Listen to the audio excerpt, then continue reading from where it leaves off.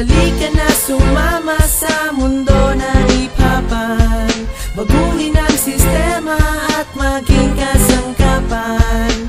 Ayaw na sumama ka, makiisa sa aming layunin. Magtipon-tipon na para kultura'y pagyaman. Pababayaan pa ba natin masira ang ating kultura? Kung palagi naririnig sarap ay puro na lamang mura. Paangasang palupit ng pabilisan ng bitaw. At kung iba ay naniniranggat walang umaayaw. Hindi pa ba kayo sawa sa paulit-ulit na tema? At hindi nyo ba naiisip kung ito ba talaga ay tama? Sa pandinig ng tao na ating nakakasalamuha, kung dapat nga bang galangin na mahusay na makata? Isang dahilan di kung bakit kami ngayon ay nandirito, para malaman ng lahat kung ano ba ang totoo. Bakit marami nagtatalo at nakikipagsabay? Siguro nga dahil sila ay nagpapasikat at hindi ganyan ang paraan upang kayo ay makilala. Wag lang gumamit ang dahasyan na ng aking paalala. Baguhin ang maling sistema, tayo ay magtulungan at sama-samang iangat ang tas ng hip-hop sa ating bayan. Halika na sumama sa mundo ng hip-hopan.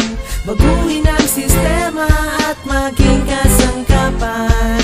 Ayaw na sumama ka, makiisa sa aming layunin. Magtipon-tipon na para kultura'y pagyaman. Bakit ang hip-hop sa Pinas palagi nag-iiringan? Hindi naman magkakaaway, lagi nagtitirahan, lagi naglalabanan, wala na bang katapusan? Bakit di gawin isa at tayo ay magtulungan? Naiangat ang kultura na ating kinalakihan. Tigilan ang kahibangan, pati na rin ang kayabangan. Bakit di mo simulan o bakit di mo pag-aralan? Pagyamanin ang kultura na ating iniingatan. Tigilan na ang pasiklaban, oras sa para palitan ang imahe na hip-hop na puro lamang bangayan, puro lamang babuyan ang tema ng iyong tugbanan. Para bang naghahamon ka ng duelo o sandigmaan? Tapusin na ang kaguluhan, bawat isa'y pakisamaan. Nang mamulat ang iba, pati na rin ang kabataan, na magpapatuloy sa kultura na pinaghirapan ng isang makata na tunay nating hinahangaan. Halika na sumama sa mundo ng hip-hopan. Baguhin ang sistema at maging kasangkapan.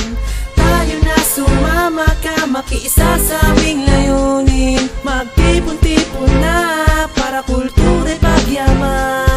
Ang hip-hop sa Pinas marami nagpapaangasan, lalong dumadami paano ba ito malulunasan? Mapigilan ng mga bumababoy sa ating kultura. Puro mura na letra ang kanilang pinapagana. Kumagandahan ng tumaan, palupitan sa bigasan. Kaya ko yung sabayan pero sa tamang paraan, upang aking maipakita na ako ay may respeto sa pinaglaban, pinagmalaki ni Kuya Kiko. Pwede namang mag-aisa pagkat isa lang ating layunin, na ang hip-hop sa Pinas ay iangat at pagyaman. Imbis na magbangayan, tayo ay magtulungan. Sabay-sabay nating iwasan na magkaguluhan, dahil di tayo uunad kung ganyan ating gagawin. Palawakin ng layunin at huwag nating sirain. Magkasundo na lang tayo dating gawi ang pairain, upang hip-hop sa Pinas ay patuloy na kilalanin. Halika na sumama sa mundo ng hip-hopan.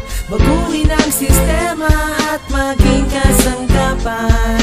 Ayaw na sumama ka, makiisa sa aming layunin. Magtipon-tipon na para kultura'y pagyaman. Kay sarap pakinggan ang mga awiting mga kabayan na sinimulan upang ating kultura'y mapagyaman. Dahilan kung ba't ang rap sa Pilipinas ay umuso, dahilan sa isang taong kinatawag nating Kiko. Siya ang nagbigay daan upang umusbong at yumabok. Kilalanin ng ginawang rap ng mga Pilipino. Ngunit tila panahon ngayon ay parang nag-iba. Imbis na magandang awitin nililikha ay pandigma. Dahil mas cool kapag maangas yung kanilang pananaw. Mahinahong mga kantay na palitan na ng sigaw. May pumunala sa awiti, ituturing ng kalaban. Titirahin na agad at kanila nang aangasan. Puro na lang babangayan, wala na bang katapusan? Larangan na iniingatan ay inyong dinudungisan. Tigil na ang pagtatalo at tayo'y mag-aisa. Lahat tayo'y magkakapatid na ang lahi ay iisa.